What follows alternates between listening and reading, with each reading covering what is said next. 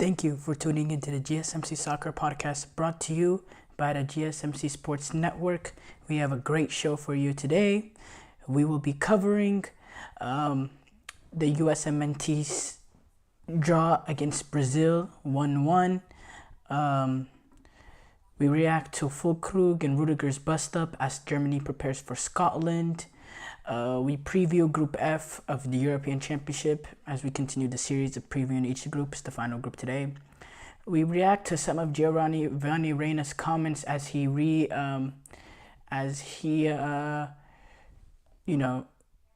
rediscussed some of the issues regarding that World Cup. And make sure you stick around for the end of the show. I'll be giving you my reaction to some of the top headlines in the soccer world. Before we start off, I'd like to ask that you like and follow the show. Also, we get a number of questions from viewers that come in during the show. So to ensure that your questions get read on the air, I ask that you use the tips and donations link at gsmcpodcast.net with your questions. This puts your questions at the top of the list so that I can see it. And it also really helps grow the show. So again, the link is gsmcpodcast.net.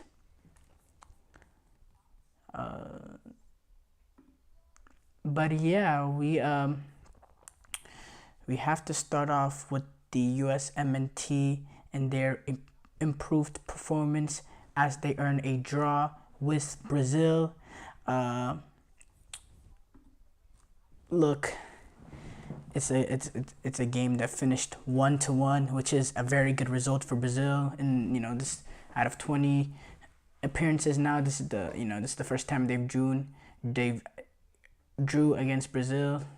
So in that aspect, it's a great performance.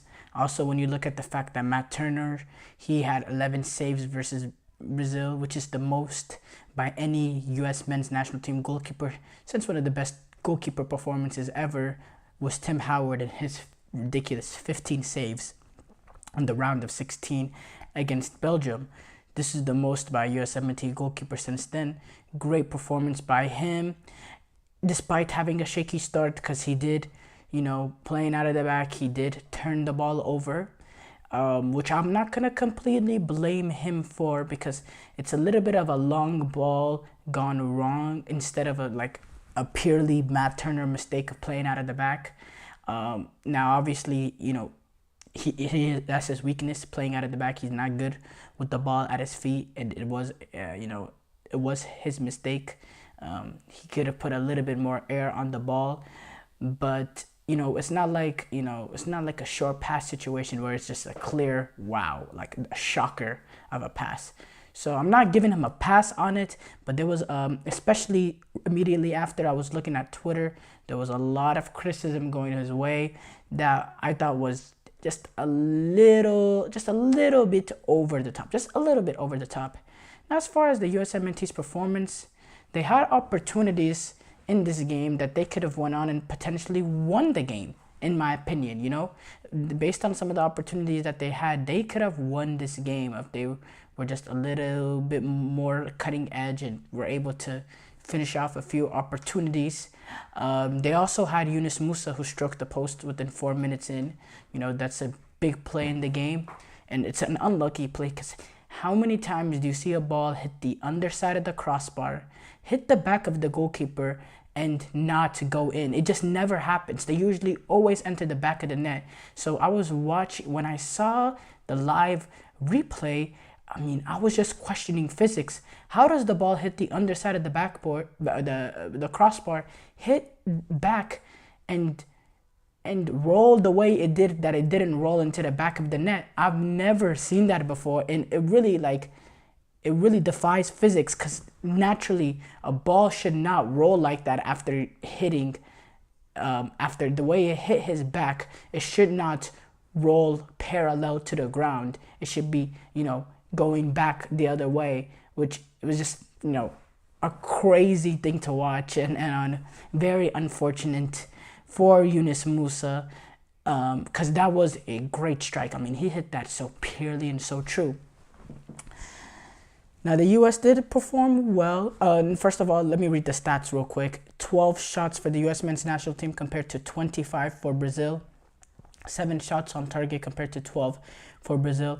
39% possession compared to 61% for Brazil.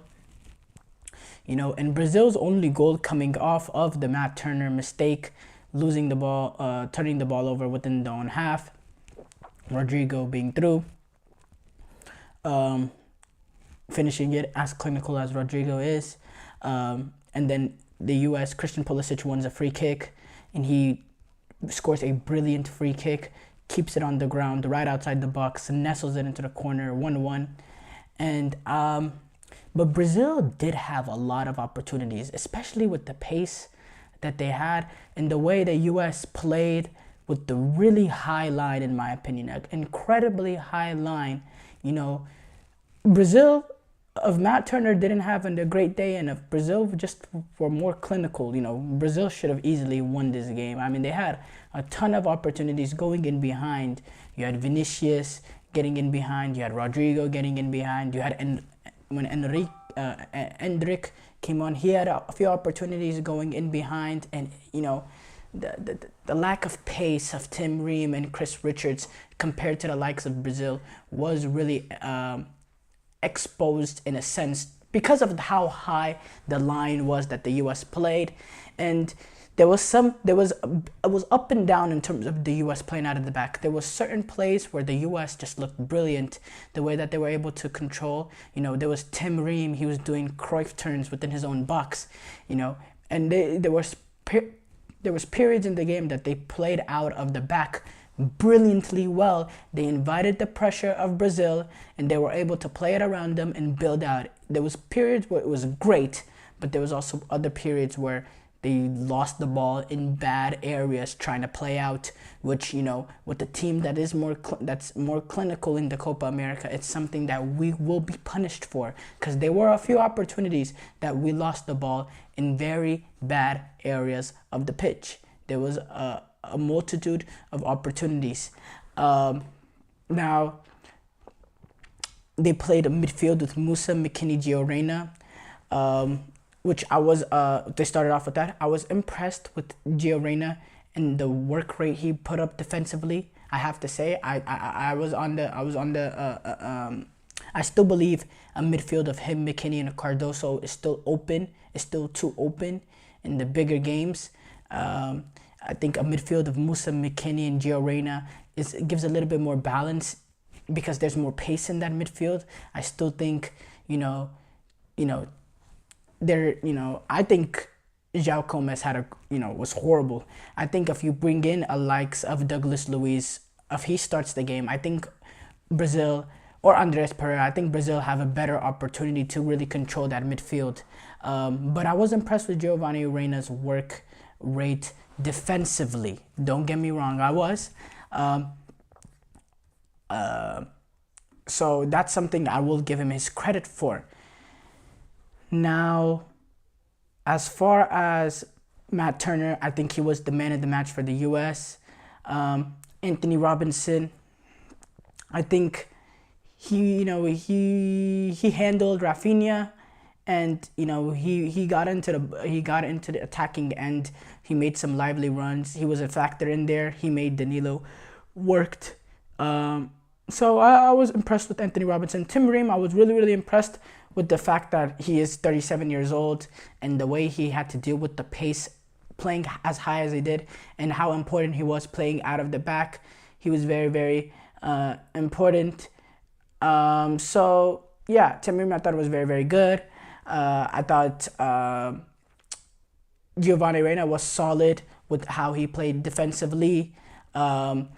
But wasn't really able to affect the game much with the ball at his feet in terms of being able to dribble past the Brazilian defenders. I thought Timothy Weah was very good. I think he created space for himself. He was able to, be aggressive, and he provided verticality. He was very, very good, and he provided support defensively. Pulisic, I thought he was also one of the men of the match of the game based on essentially the free kick, and he did win the free kick, and there was few other opportunities that he had a chance through his work to potentially put them in front, but he was off by a little bit, and he is a great player. I think Johnny Cardoso was actually Ricardo Pepi. I didn't talk about his performance. I thought he was pretty decent. I think his back to goal was good. When the ball got up to him, it stuck. He allowed guys like Timothy Weah, Christian Pulisic to join into attack in terms of that aspect. He didn't really get that much opportunities created for him. So, that's the deal. But I thought he was pretty solid. I think Cardoso was actually very, very good in terms of the fact when he came on the 64th minute. I thought within possession, he looked very, very comfortable, very structured. And, he looked like he was technically not outclassed. He looked like he fit in with Brazil, which, makes sense. He is a guy that's, he's been in Brazil his entire life. So no surprises really there in terms of that. And I think he is a very good backup number 6 for Tyler Adams as they move on, as the U.S. continue to build this sort of thing. Now, as far as the Brazil national team, I think it's another rather disappointing game. I think, the Mexico game was pretty disappointing at times. Certain times that they played pretty well, but certain times it was frustrating. And this U.S. game was pretty disappointing in the fact that they were not clinical. And Rodrigo, I've always thought his performances has been steady for Brazil. He got the goal today. He was clinical with his opportunity. So, okay, I'll be fine with Rodrigo. I'm fine with Rodrigo. But Vinicius Jr., his performances for Brazil needs to step up. And I think Vinicius, there is people critical of him in terms of Brazil fans, but this happened during the Neymar era and the expectations that they had on Neymar. And if Neymar had some of these performances the way Vinicius started off his career with Brazil, man, the criticism will be heavy. So I think Vinicius is getting a little, he's still getting criticism, but the treatment is nowhere near as severe as I'm expecting it to be. And I fear for him for this Copa America, because these performances cannot continue. Especially when you look at what he's done for Real Madrid. What he's done for Real Madrid and what he does for this Brazil national team is completely different. It's almost two different Vinicius Juniors. I don't recognize this Vinicius Junior. It is not the same Vinicius Junior that it plays on the Real Madrid national team. He has a total of 3 goals in his international career for Brazil. 3 goals in 30 games. That is ridiculously low. I can't put into words how shocking that stat is and how wrong that is. When you see the levels he's provided for Real, he's already the leading goal scorer for Brazilians ever in terms of goals and assists in Champions League knockout stage games at age 23. 3 goals for Brazil. He was nowhere to be seen at the last World Cup. He was nowhere to be seen at the Copa America beforehand. It's a joke to compare him to the likes of Neymar. The comparison is not there. It's not there. And he really needs to step up. And he has a golden opportunity to step up, because with the Copa America coming up, with the Ballon d'Or beyond the line. But Vinicius has to take that next level, because this team is not the 2002 Brazil team with Ronaldo, Romario, Rivaldo, Ronaldinho, Roberto Carlos, Cafu. They don't have that, The stars, the superstars are limited within this team. And one of the few ones that are there in Vinicius is not stepping up. And yeah, it's he has to.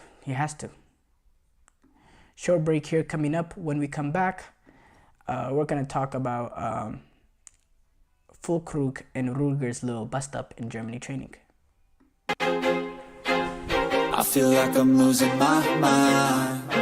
Is everybody in the world blind?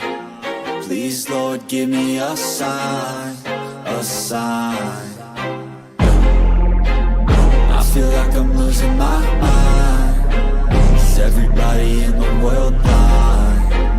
Please, Lord, give me a sign, a sign. I wanna be the greatest. Everybody on the fake shit. I look around and feel like everybody is the fakest. I make this every day and I'm impatient, hoping one day I blow up from the basement. Statement, the top is so vacant. I don't hear shit that I think is amazing. Waiting for my day when I'm playing sold out shows for 1,000 faces. Hey, give me that crown, get in my way and to be put down. It ain't your place, all this my town. If I want that shit, then I'll get it right now. I'm losing it, the noose it fits, I'm losing shit. A stupid myth, you choose to live or choose to dip. You choose to fight or lose your grip and lose a gift. I feel like I'm losing my mind. Is everybody in the world blind? Please, Lord, give me a sign, a sign. I feel like I'm losing my mind. Is everybody in the world blind?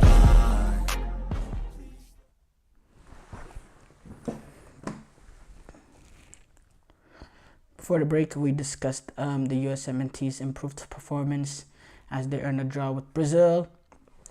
It's now time to discuss Fullkrug and Rudiger's bust-up in training and whether or not this could be a distraction. Sorry for that typo. Distraction as they prepare to take on Scotland. The game is, right now it's Wednesday, 11:52 p.m. The game kicks off our time on 2 o'clock on Friday. I'm Central Time, by the way. So, we got less than 48 hours to go till the start of this European Championship, this dynamite of a tournament. And what a way to start it off than Germany-Scotland. Brilliant game, in my opinion. A game that gives us, the home team with all the pressure on them. And then we also have the passion of the Scottish fan with the Tartan Army. I think it's going to be interesting. Now, regarding this training row that happened. So, Niclas Fullkrug and Rudiger this has been widely reported, actually confirmed by Tony Kroos in his comments that we'll discuss later on. But they had a falling out while they were doing a drill in training during Monday. It was on Monday's session, and the two ended up pushing each other, and they were pushing each other, all that blah blah blah. Keep in mind, these are two players that were just playing against each other in the Champions League final, in the biggest game in club competition. So obviously, there's a little bit of there. Rudiger obviously ended up winning that and winning the Champions League. But obviously there's a there's some issues there. Obviously not issues, but there's a reason for a little bit of tension there. But again, for me, I'm not making this a big deal. The only reason why this potentially could be a big deal is the fact that, the Champions League final happened. That's the only reason why I was thinking this may be a story, from the fact that a Champions League final happened that, a week ago now, a week or so ago. So that could lead to some of the tension, which could, possibly make it a little bit more long term. You remember whenever there was a bust-up between Raheem Sterling and Joe Gomez in a Man City-Liverpool game. They moved on to international camp a week later, and they ended up having a training bust-up again within the England camp that led Raheem Sterling to being sent home. So it is, they're showing that any situations that happen within the club scene could tend to boil over and make things a little bit of a awkward point within the national team. But it seems like these two have already resolved their issues. They were seen smiling, walking out together in training the next day on Tuesday. So it seemed like it was just something a little heated in the moment, a little bust up. They probably apologized. They probably forgot about it, probably laughed over it on dinner as the team continues to, grow together, the camaraderie as they enter the European Championship. So for me, really, no big thing here, not even a distraction really, and it's just normal. Tony Kroos, speaking about this incident, He said, I see it as a good thing when situations like this occur. Although I had to take the wind out of the sails a little, it wasn't meant to be taken too seriously. The only person Niclas was angry with was the referee. He knows that it is his own fault if he gets into a duel with Tony. Kroos was also, he was involved with the Champions League winning team, with Rudiger that defeated Fullkrug in Dortmund and Real Madrid. That was actually Kroos' last game, and Toni Kroos is going to retire from football in general after this European Championship this summer.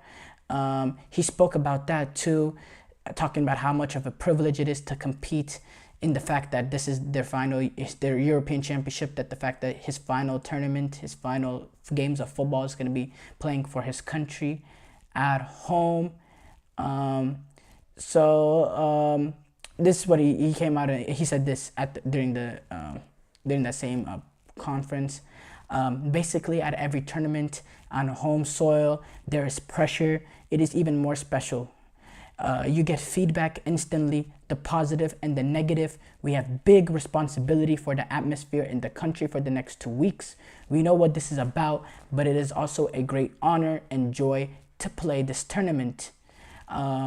Keep in mind, Germany do kick off, this tournament on Friday as they take on Scotland in Munich, in the Bayern Munich arena. That was Toni Kroos' home for the first half of his career, as he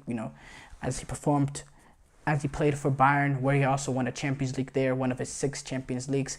Ridiculous. Now with Germany entering this, getting past this little distraction amongst the what happened between the players, I think this is an important start for Germany. I think Germany, in the last few tournaments that have gone wrong for them in terms of not being successful, they've always gone off to a bad start. Let's go back to the 2018 World Cup. They were shocked by Mexico in the opening game, and they lost that game 1-0 on a goal by Irving Lozano. You go to 2022 or 2021, the European Championship. They open up against the previous World Cup champions against France. They went on to lose that game 1-0. And then the 2022 World Cup, they take on a Japanese national team, this firecracker of a national team. They ended up conceding a 1-0 lead and losing 2-1 to Japan. And in those 3 tournaments, they ended up all being failures for Germany, with getting eliminated in the group stages of both World Cups and getting eliminated in the knockout in the round of 16 by England in the European Championship, which, by the way, they only were able to reach a European Championship round of 16 after narrowly getting a draw within the last few minutes against Hungary at home, narrowly getting a draw to put them in the knockout stage games. And by the way, they played all these 3 games at the European Championships in the group stages. They played all 3 games in Munich. They were the home team for all 3 games, and they were able to just barely scrape through into the knockout stages games. If they did end up losing that game to Hungary, which they were minutes away, they would have finished last in the group. So that was another horrible tournament, in my opinion, with the German national team standard. So, I'm saying all this because it is imperative for Germany to get off to a fast start at these European Championship. They need to get the crowd behind them. They need to get the fan support up there. It is widely known, it's been widely reported that the level of passion from this German support has not been there. The World Cup, the lack of German fans, the lack of the German fans really caring about their national team was apparent at the European Championship. Hungary, whenever they played against Hungary, it seemed like there was more Hungary fans in the Munich arena than Germany fans. It is imperative for this German national team to get the nation back behind them, to get them believing, and to build this atmosphere as they want to go on this run, because this is a talented load of players, with the likes of Florian Wirtz, with the likes of Jamal Musiala.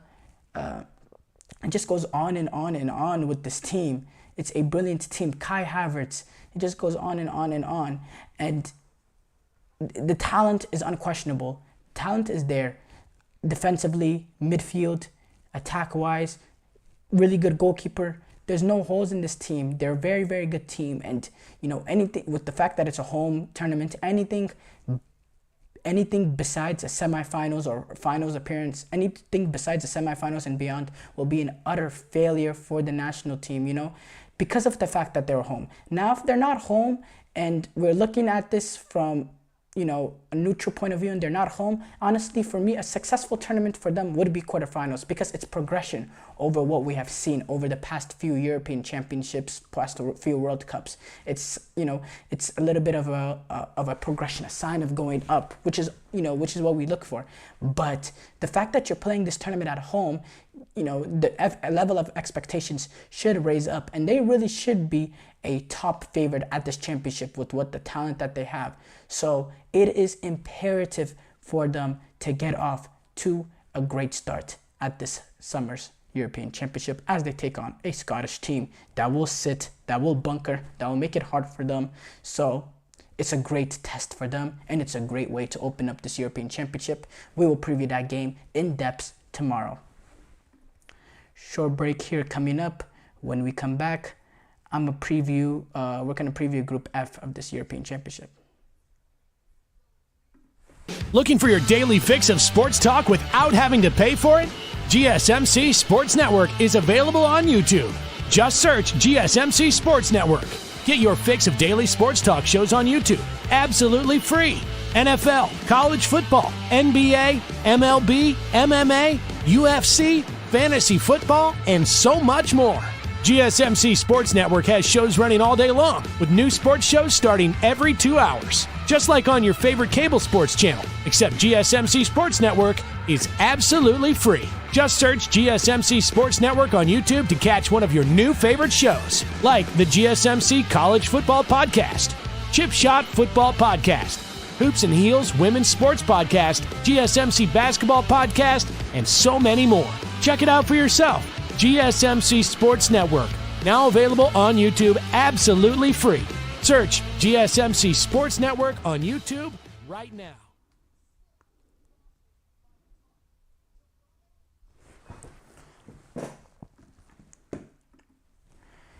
Group F preview for Euro 2024. Look, this is the final group that I'll be previewing because, the series has came to an end. The European Championship start in a little less than 48 hours. So this was a nice little series. Now, this group is another interesting group, which I've said this about every single group, about the fact that they're interesting. Obviously, this is the European Championship. Every group is going to be interesting. But, you have the likes of the Portuguese national team with this amazing array of talent, attacking talent, midfield talent, and they're going to be led by Cristiano Ronaldo that, at this summer's European Championship is going to, it's going to be his, it's going to be the first time in a while that he's going to be on that global spotlight with him being 39 years old. You have a Czech Republic national team that's came off the basis of making a quarterfinal at the last European Championship based on the amazing performances of a Patrick Schick. You got a Turkey national team that also plays very, very, very good football, did brilliantly well in the qualifiers, winning the group ahead of Croatia. And then you got Georgia, a Georgia national team that, has a talisman in Kvaratskhelia, but is a team rather with unknowns, and they're going to be competing in their first European Championship as it's interesting for them. It's going to be interesting for them. It's a team that, relatively unknown in my opinion, and they're clear, they're the clear outsider in this group. There's no denying that. Look, obviously with Portugal, this is a national team that is going to have huge expectations with the level of talent that this squad has. is brilliant. Brilliant. I think from goalkeeper to the top, they are, in my opinion, a top 5 most talented team at this European Championship.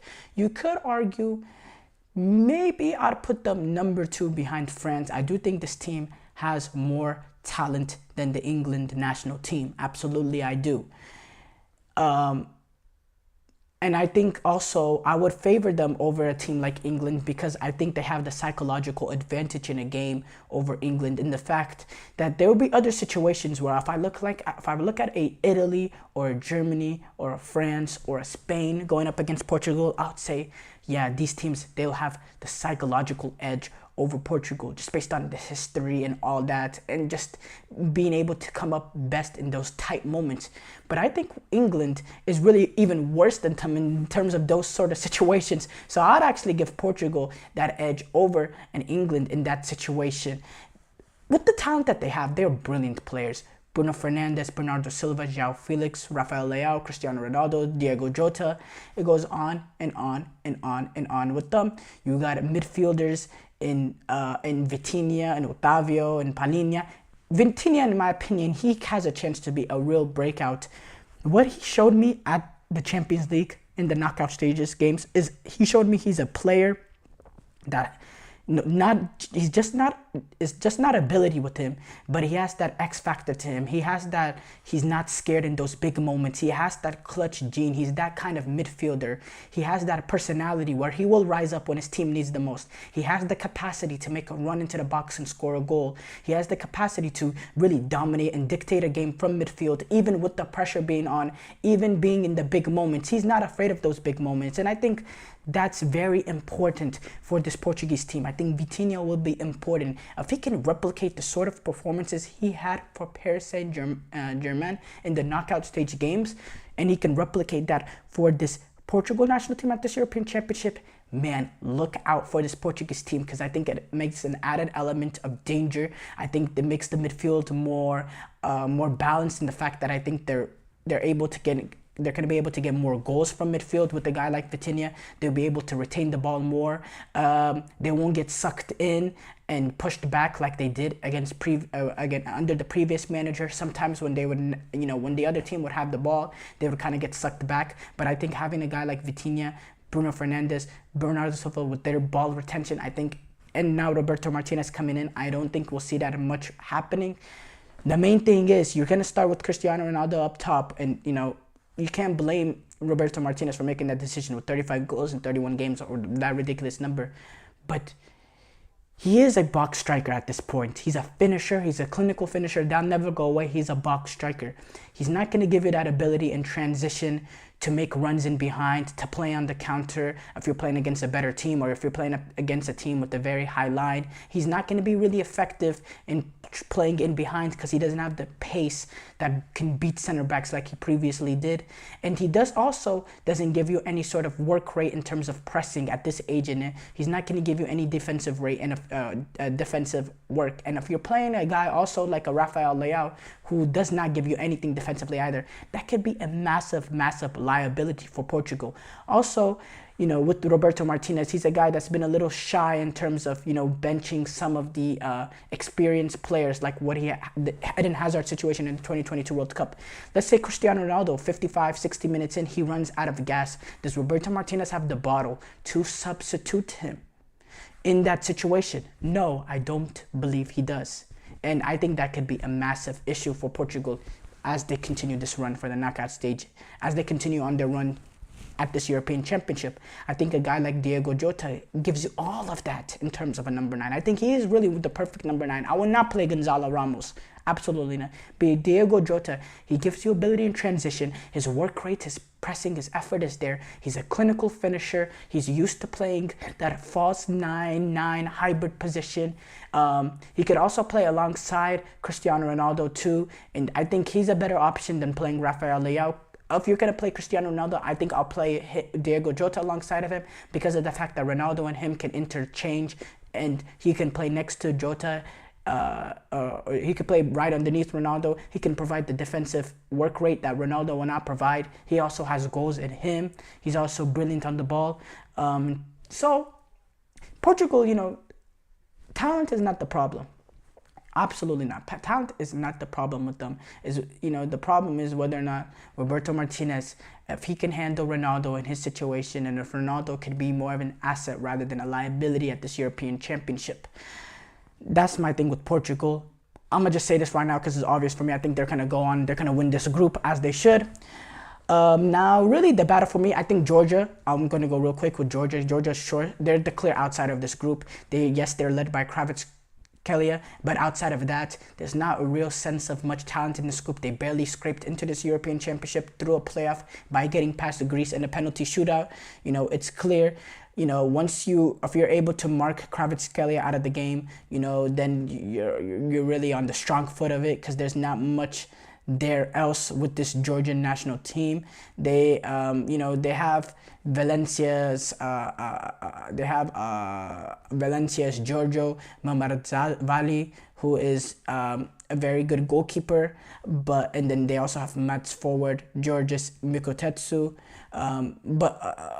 other than that, it's not the strongest team. This 26-man squad has players from playing in 17 different countries, including players that play in an MLS team. When you look at Saba Lopez-Zantansi, who plays for Atlanta United. So it's clear to me, this is, they're going to be the bottom of this group. Portugal's going to win this group, in my opinion. And I think this is probably this is a good way for Georgia to get back into the international scene. But, congratulations to them for making the European Championship. Brilliant opportunity. Maybe they can do a little bit to shock the world. Now, Turkey. Turkey is a national team.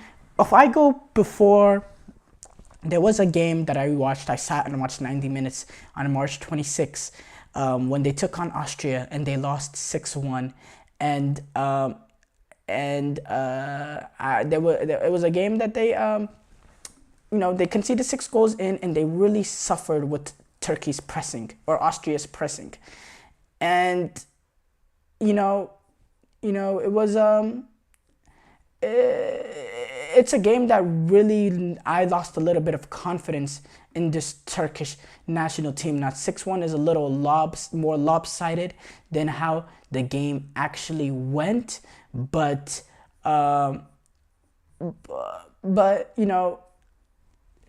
it was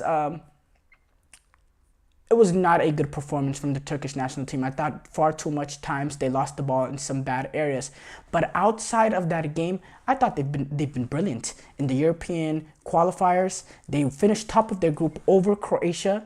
They finished top of their group over Croatia, finishing with 17 points, only losing 1 game in the entire round. I thought they played some excellent football, some attacking football. I think defensively, they're a very strong unit. They've always been pretty strong.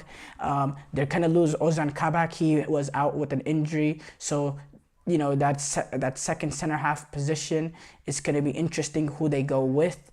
I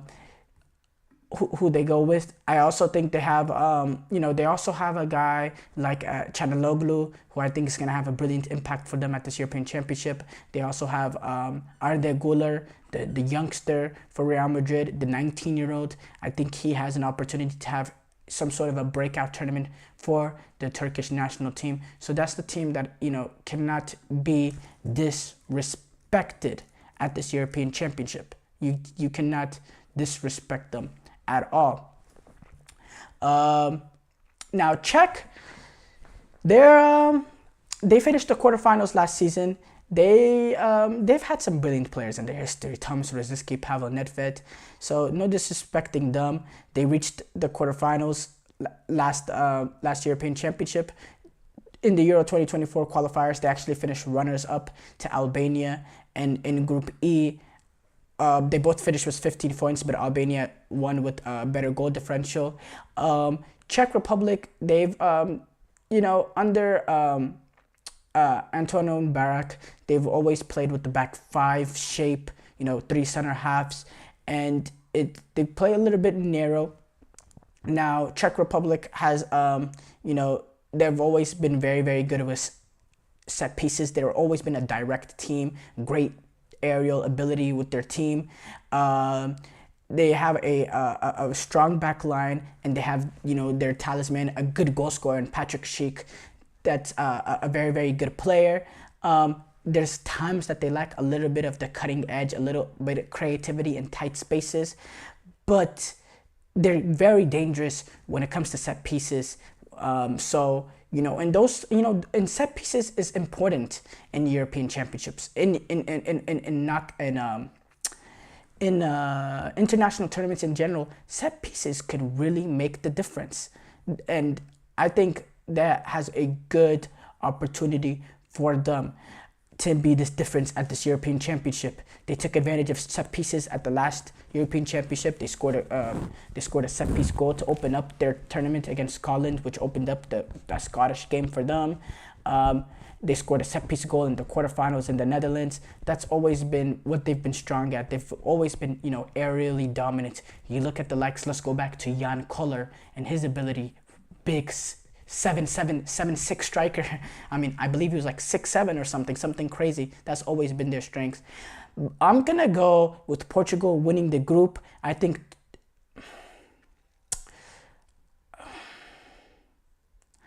I'm gonna say Turkey finished second, Czech Republic finished third, Georgia finished last. I'm not confident on the Turkey over Czech Republic. I think Turkey will just slightly edge it over Czech Republic, but I could see it really going either way. Short break here coming up. When we come back, we're going to discuss a little bit on the Giovanni Reina situation at the past World Cup, as he commented about that.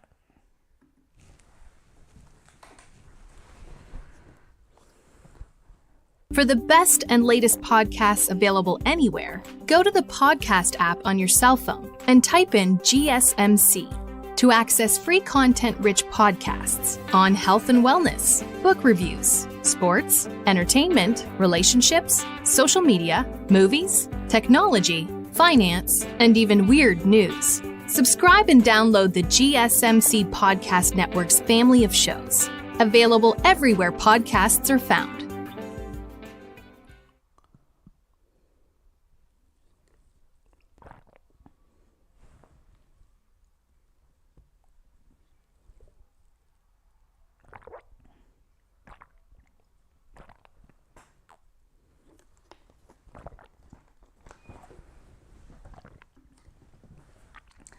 Before the break, we discussed, we previewed Group F of the European Championship. It's now to discuss these comments Giovanni Reina came out with, post the 2022 World Cup fiasco. He decided to revisit, that situation. And interesting comments from him regarding what went wrong, really, and let's rediscover. Let's re-talk about it. So it's obvious what happened. He started off the first game. He didn't play. He didn't get a single minute against the Wales national team. Despite in that second half, we had a brilliant first half. And then in that second half, we really suffered. We needed a guy that, could bring in, that was comfortable on the ball, because we were really suffering. We needed someone to, get the pressure, release some pressure off of us to retain the ball. Giovanni Reina, he would have been the perfect guy to come in, but he did not see an opportunity to play at all. Did not even make an appearance off the bench. Instead, we brought in the likes of guys like Jordan Morris, DeAndre Yedlin, Kellen Acosta, Brendan Aronson, Haji Wright. But no, Giovanni Reina did not come in. And, it was in that moment we were all very frustrated. There's no denying that. He did come in. He made a late cameo against England. He was able to come in there, and then again against Iran, did not get on the pitch at all. We did end up winning that game to get into the next round, where we played against the Netherlands, and then we brought him on to start off the second half against the Netherlands, and we played him in a false nine, a position that we've never really tried, because Jesus Ferreira was god-awful that first half, never should have started that game. And that was the end of the World Cup there. It was, we all left a sour foot. It left a sour taste in our mouth with the fact that, we all wanted to see Gio Reyna have much more of an impact. We know the talent that he has. We were all a little bit frustrated. And then, there was some situations. Now, okay, let's not get to that part. Let's first discuss about this 2022 World Cup. This was an interview that he did with a journalist.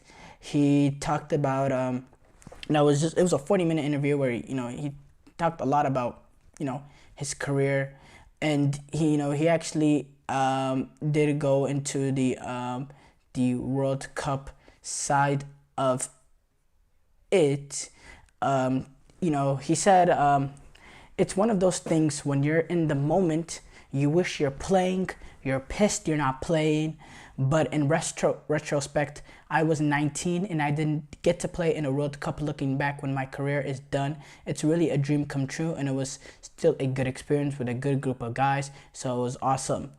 And then there was the situation, the aftermath situation that we're gonna break down a little bit later on, and he said it was tough time for me. He's talked about how the people in Dortmund were very supportive, as there was some negative connotations going around about Reyna, and it was a difficult time for him, which you obviously you could understand some of the things that he was going through because of the notion, some of the comments that was made by Greg Berhalter during a public forum. It was during a public forum during a leadership summit. He talked about how there was a player in the World Cup that had attitude problems, how he considered sending the player home because of the attitude issues, and these comments ended up, ended up being public. It ended up being a huge story. Dortmund had to come out and defend their player, their asset, and then there was a feud between Berhalter and his longtime friend, his former teammate. We all know him, Claudio Reyna, United States men's national team superstar, and it was a bad feud of blackmailing between the two parties. Even the mom of Giovanni Reyna got involved because she actually was friends with Greg Berhalter's wife. That they were threatened to blackmail, a situation that happened to them. Just a really ugly scene there, and that led to a pretty dark time for Gio Reyna and a dark time for Berhalter. I do think Berhalter, it was, I feel bad not only for Giovanni Reyna in this situation, or not only for Greg Berhalter in this situation, but Giovanni Reyna. I think for both of them, it was a rough time for them because, both of them didn't really deserve what was going to. I think there was a clear, there's a clear wrong in this, and that is, the Reynas and the Claudia Reyna and the mom and all that. I think the way that they handled it was childish, and it was youth soccer. It felt like a youth soccer thing. But I think, as far as that, it's clear that the relationship, I guess, is semi-repaired. Giovanni Reyna is back playing for the U.S. men's national team. You have Berhalter defending his decision to even bring him in the squad, even though there was other people that were saying he shouldn't even be in the squad based on his performances. So it's clear there's no real negativity, or if there is a negativity, they're just leaving it alone. They're brushing it aside. They still have a professional relationship, which is at the end of the day what matters. Now it's important for him to get this next decision, his next opportunity for his club correct, because this is a game-changing decision for him. This is a game-changing decision for his career. He has to get this next opportunity right wherever team he goes to, because Dortmund, they're not going to bring him. They're going to want to let him on. With Edin Terzic, it's clear he doesn't fancy him. He had an awful spell at Nottingham Forest. He has an opportunity at this Copa America to really put a name for himself. You've seen these international tournaments, they really provide a platform for these clubs to really tune in on a player and, to really show the value of Giovanni Reyna and what he can provide, the asset that he could be. So it's imperative for him to have a huge Copa America to get on the radars of some of these clubs, because his next move is a crucial move, and he needs to get into a club, get into the right space for him to continue to play football, to continue to stay healthy, to continue to get minutes at a high level so he can develop, because at the end of the day, the development is what most important with Giovanni Reyna at this age. He has to get more comfortable. He just needs more reps. He just needs more time playing against the elite of the elite. And it's imperative for him to have a brilliant Copa America to really raise the platform for him entering the following season. So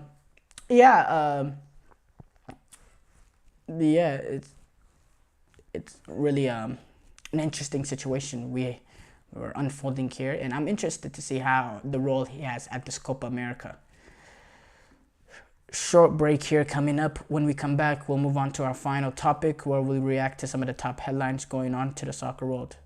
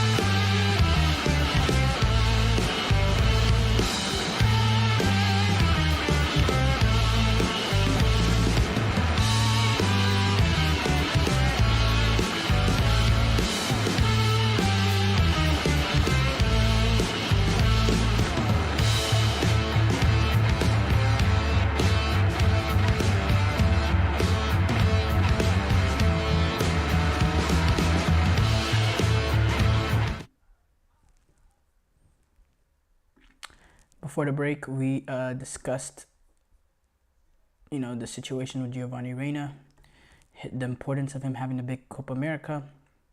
We move on to the final topic of the day, where we react to some of the top headlines going on in the soccer world. Obviously, the European Championships start in a little less than 48 hours, so that's obviously a big headline. We are looking forward to it as Germany kick off against Scotland. That's a big storyline. Juventus, they have revealed Thiago Motta as their new manager after the successful season he had at Bologna. They signed, Juventus actually sacked Massimiliano Allegri after the end of the Coppa Italia final, citing unprofessional display from him. But let's be honest, they sacked him because they knew he was, they were going to sack him at the end of the season. So they just, they gave them an easy way out to sack him earlier before.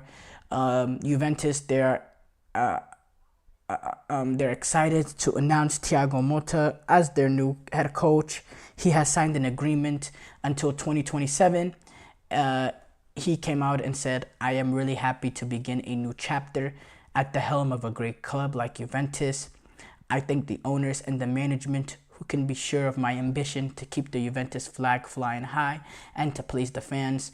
Thiago Motta had a remarkable achievement, in my opinion, being able to secure Champions League football for Bologna, which is the first time that they've ever played in in the highest level of European competition since 1964. Now, obviously, it wasn't called the Champions League there, but it was the equivalent of the Champions League in 1964.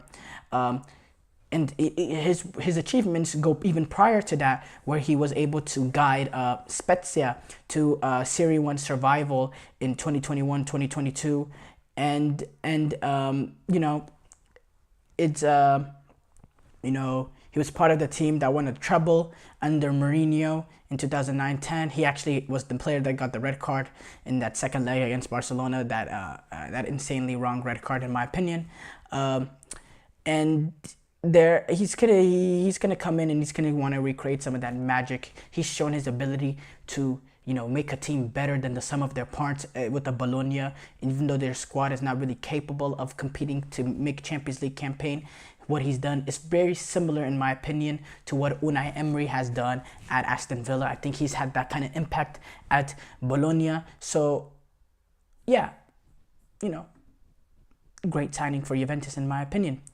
Lionel Messi, he came out, he had a little bit of an interview. There's really two storylines here. He did reveal that Inter Miami will be his last club and that there's not a lot of time left in his career. This is obviously speaking the obvious. Obviously, he's going to be his last club. We all kind of knew that. He has had an amazing career. He said, "I've done this all of my life. I love playing ball. I enjoy the practices and the day-to-day, the games. Yeah, there's a bit of fear. It's all ending. It's always there. It was a difficult step leaving Europe to come here. The fact we won the World Cup helped. It helped a lot to see things in another way, but I try not to think about it. I try to enjoy it. I do that more now because I'm aware that there's not a lot of time left. So I have a good time with the club, being lucky, having good teammates and friends at my side. I enjoy my time with the national team, where I also have good friends too, and a lot. I enjoy these small details that I know I'll miss when I stop playing. Argentina is always a favorite and contender at Copa America as well as in World Cups. We're more of a favorite now because of where we're coming from, having won the last Copa America, the Finalissima, and the World Cup, and because of the group of players we have. I've been training here for a few days, and what never fails to surprise me is how they practice, the guys' attitude, the desire to win, the hunger to keep winning. It's going to be a difficult Copa America, very balanced as it's always been, but we have a very good chance to again be amongst the best.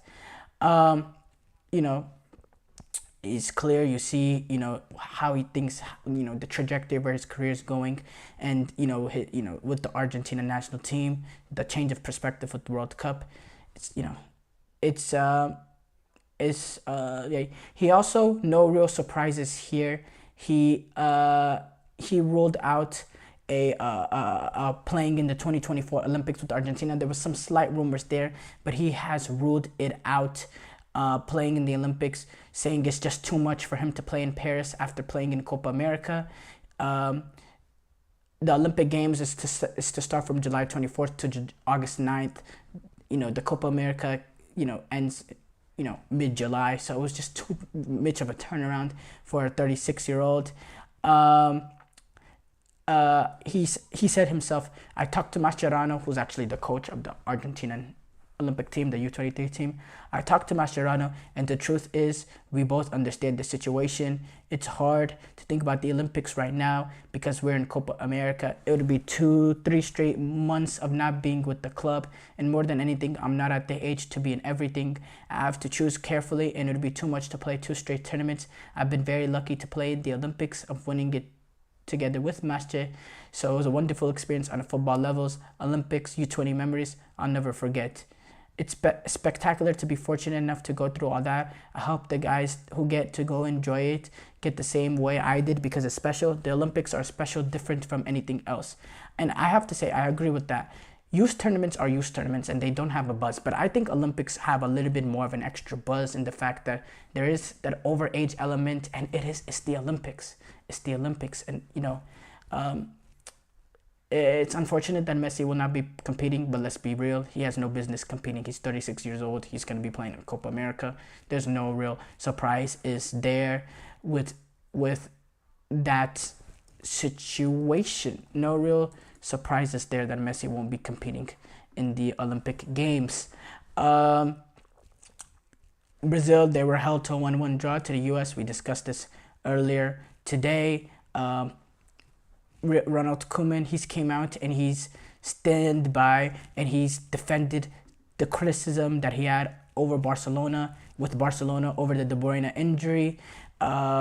He believed that Barcelona are the reason why the ankle injury, he was persistent that the ankle injury, which has ruled the team's playmaker out of European Championship. He believes that Barcelona and both Frenkie de Jong are culpable of that. He said there's a little point in answering questions about topics that are no longer current. We haven't talked about it since we got here. Of course, it also depends on the player himself. I've spoken to Frenkie about this, but that remains between me and the player. I have a little bit more inside information, but I'm done with it now. I don't understand what the angle he's trying to get at. It's a little bit of cold frustration because he is the former Barcelona manager, but that's Ronald Koeman. Ian Maatsen, he's going to be the guy that replaces Frenkie de Jong in the squad. So a little bit of a unique in the fact that it's not like for like, rather than just getting the best player who's left. But yeah, it's a great opportunity for Ian Maatsen. Thank you for tuning into the GSMC Soccer Podcast, brought to you presented by the GSMC Sports Network. Your support means a lot to us. So please remember to subscribe to the show and leave a positive review. I also, it really does make a difference. We also invite you to follow us on Facebook, Twitter, TikTok, Instagram, and update for more content and updates. Thank you once again and have a wonderful, wonderful day. Let's go. I wake up to a little bit of drool on my pillow, feel like it's gonna be a bad day.